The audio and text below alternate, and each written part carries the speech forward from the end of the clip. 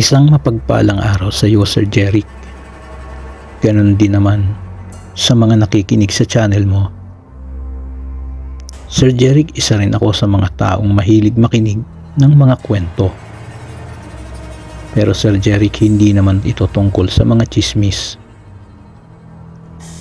Mahilig akong makinig sa mga kwentong may kinalaman sa mga kababalaghan at katatakutan. Sir Jeric, ang lola namin ay may mga kwento rin noon sa amin noong mga bata pa kami. At ikukwento ko sa inyo ang isa sa mga kwento ng aming lola.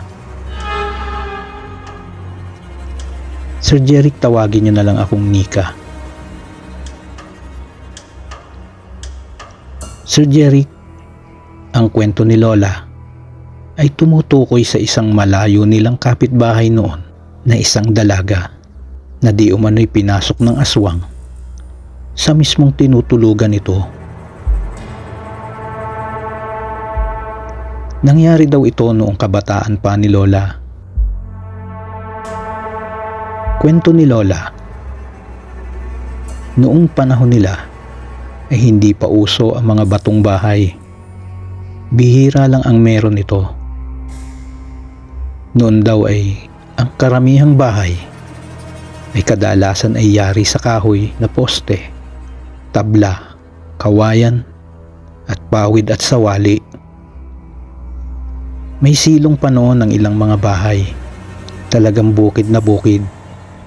Marami pang punong kahoy at may mga ilang at liblib na lugar pa. Ayon sa lola namin, ganito daw ang pangyayari noon. Isang gabi, nagkagulo sa lugar nila.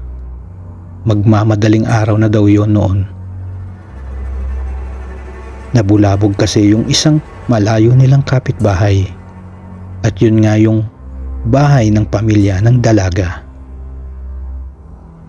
Nagsisigaw daw ang dalagang ito na pangalanan na lang nating Aming.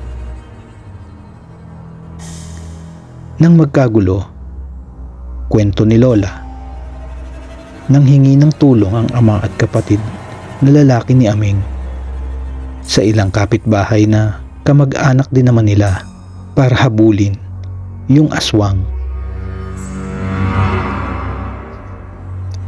Talagang nagkagulo daw noon sa paghabol at paghanap sa aswang na pumasok sa bahay nila Aming. Ano ba nangyari? Pinasok daw sila Aming doon eh. Sabi ni lola, sa mga narinig niya, sa mga salaysay at kwento ng magulang at mismong kay Aming, ganito ang nangyari ng gabing yun. Ang salaysay ni Aming, habang natutulog siya, bigla na lamang siyang naalimpungatan sa kanyang pagtulog dahil may naririnig siyang yung bang lumalagitik. Nung una ay hindi daw niya pinansin yon at hindi siya nagmulat ng kanyang mata. Pero nagpatuloy yung naririnig niyang lumalagitik. Kaya nagmulat siya ng kanyang mga mata at tinignan kung ano yung lumalagitik. Pupungas-pungas pa raw siyang iniligid ang kanyang paningin sa loob ng kanyang kwarto. Dahil nga sa medyo madilim at gasera lamang ang kanyang ilaw, ay hindi niya gaano agad nabanaag ang paligid. Pagtingin daw niya sa kabilang bahagi ng dingding, halos atakihin daw siya sa gulat at takot nang makita niyang isang lalaki ang sumusuot sa dingding ng kwarto niya. Nanlalaki daw ang mga mata nitong titig na titig sa kanya at konting-konti na lang daw ang ilulusot nitong katawan at maaabot na siya nito.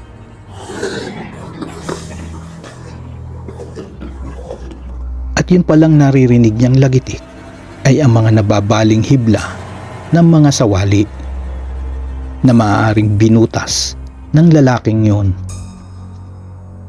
Maitim daw yung lalaki at masangsang ang amoy. At napansin nito na matutulis ang mga kuko nito sa kamay. Sa kanya daw takot. Nagsisigaw na siya nang may aswang. Buti nga daw at hindi niya napatay ang ilaw niyang gasera. Kung hindi ay baka hindi niya namalayan na nalapitan na pala siya ng aswang. Sa lakas daw ng pagsigaw ni Aming, nagising ang mga kasamahan nito sa bahay. Pinuntahan agad daw siya sa kwarto ng kanyang tatay, nanay at kapatid. At yung aswang, kita daw ni Aming na nagmamadaling umatras sa butas ng dingding.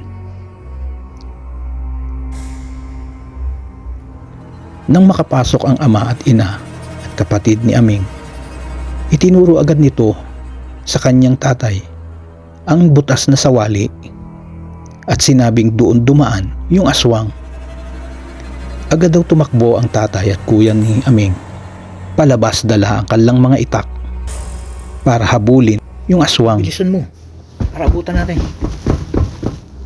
Kasama ang ilang kamag-anak, nilibot daw nila ang buong paligid at hinanap talaga kung saan nagsuot yung aswang.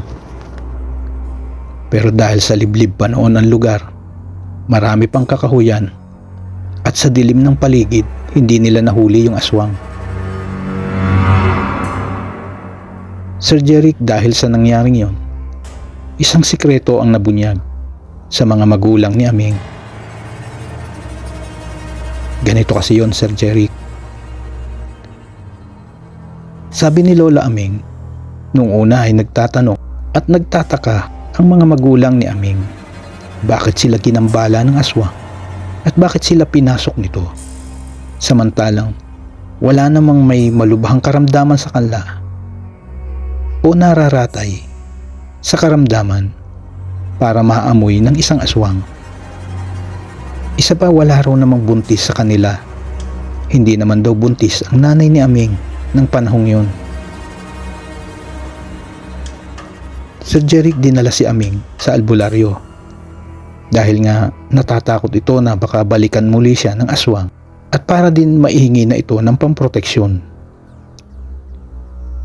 Pero Sir Jeric, nang suriin daw itong si Aming, doon nalaman ang dahilan kung bakit ginambala at pinasok sa silid si Aming ng aswang.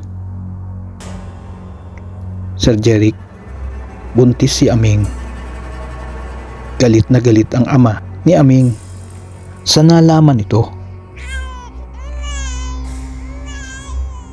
Tinanong nito si Aming kung totoo. At dito na umamin itong si Aming na totoo ngang siya'y buntis at magdadalawang buwan na ito.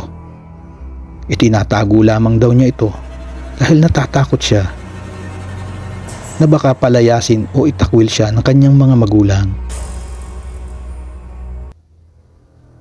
Pero syempre, Sir Jeric, kahit naman magalit, wala na ring magagawa ang mga magulang ni Aming.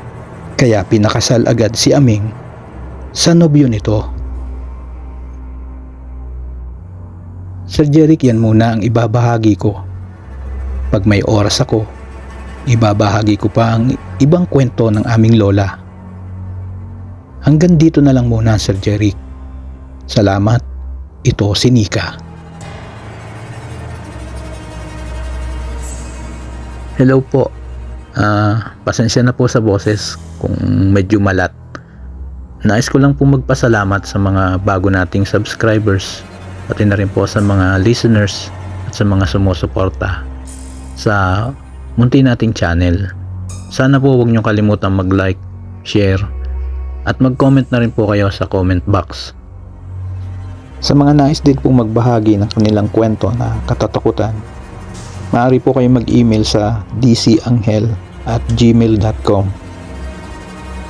Paki-subscribe na rin po ang channel natin para po mas ma-update kayo sa mga bagong kwento na aking i-upload. Yun lang po. Salamat.